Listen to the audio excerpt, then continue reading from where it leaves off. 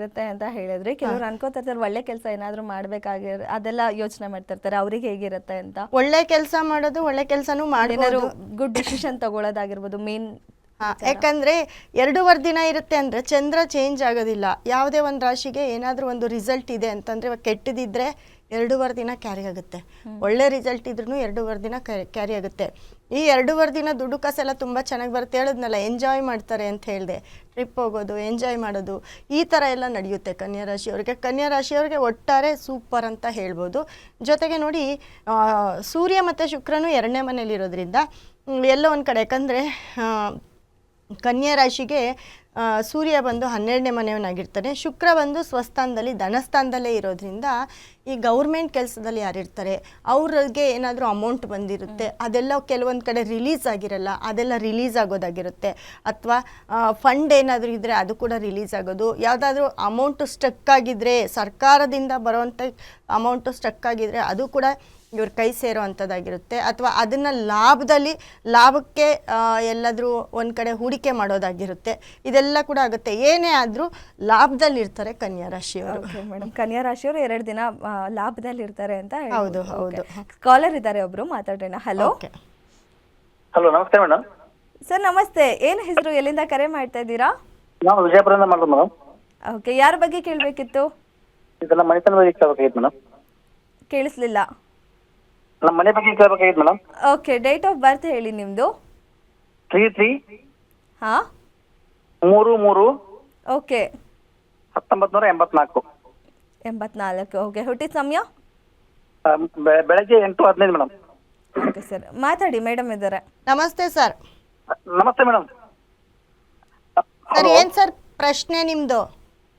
Madam, ನಾವು ಎಷ್ಟು ದುಡ್ತಾ ಇದ್ರು ದುಡ್ಡು ಉಳಿತಾ ಇಲ್ಲ ಮೇಡಮ್. ಬರೀ ಮನೆಯಲ್ಲಿ ಕಿರಿಕಿರಿ ಆಗ್ತಾ ಇದೆ ಮೇಡಮ್. ಅದಕ್ಕೆ ಸರ್, ಕುಂಭರಾಶಿ ಪೂರ್ವಭದ್ರಾ ನಕ್ಷತ್ರ. ಹ್ಞೂ ಮೇಡಮ್.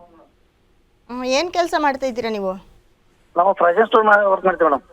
ಹಾಂ, ಫ್ರಾಜನ್ ಸ್ಟೋರ್ ಮೇಡಮ್, ಕಿರಾಣಿ ಅಂಗಡಿ. ಪ್ರಾವಿಷನ್ ಸ್ಟೋರಲ್ಲಿ ವರ್ಕ್ ಮಾಡ್ತೀರಾ? ಹ್ಞೂ ಮೇಡಮ್, ನಮ್ಮದೇ ಸ್ವಂತ ಇದೆ ಮೇಡಮ್. ನಿಮ್ಮದೇ ಸ್ವಂತನಾ? ಸರ್, ಇವಾಗ ನಿಮಗೆ 2015ರಿಂದ 32ವರೆಗೂ ಬುಧ ದಶೆ ನಡೀತಾ ಇದೆ. ಹ್ಞೂ ಮೇಡಮ್. ಸೊ ನಿಮಗೆ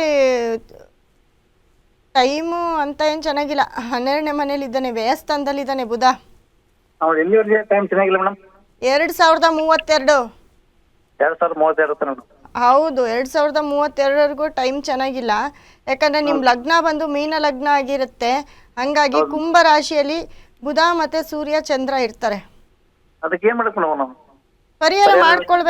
ಪರಿಹಾರ ಮಾಡ್ಕೊಳ್ಬೇಕು ಸರ್. ಆಮೇಲೆ ನಿಮಗೆ ಕೇತು ದಶೆ ಸ್ಟಾರ್ಟ್ ಆಗುತ್ತೆ 2032ರಲ್ಲಿ. ಹಂಗೋ ಹಿಂಗೋ ನಿಮಗೆ ಶನಿ ದಶೆ ಇತ್ತು ಇಷ್ಟು ದಿನ. ಹೌದು ಮೇಡಮ್. ಕುಜ ಮತ್ತು ಶನಿ ಒಟ್ಟಿಗೆ ಇದ್ರು. ಪ್ರಾಪರ್ಟಿ ಇದೆಯಾ? ಪ್ರಾಪರ್ಟಿ ಇದೆ ಮೇಡಮ್.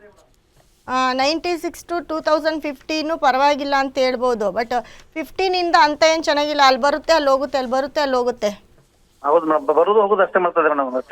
ಅದೇ ಉಳ್ಸೋಕ್ಕೇನು ಆಗ್ತಿಲ್ಲ. ಹೌದು ಮೇಡಮ್.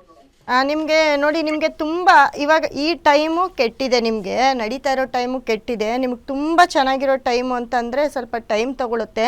2039ರಿಂದ ಟಾಪಲ್ಲಿ ಇರ್ತೀರ ನೀವು.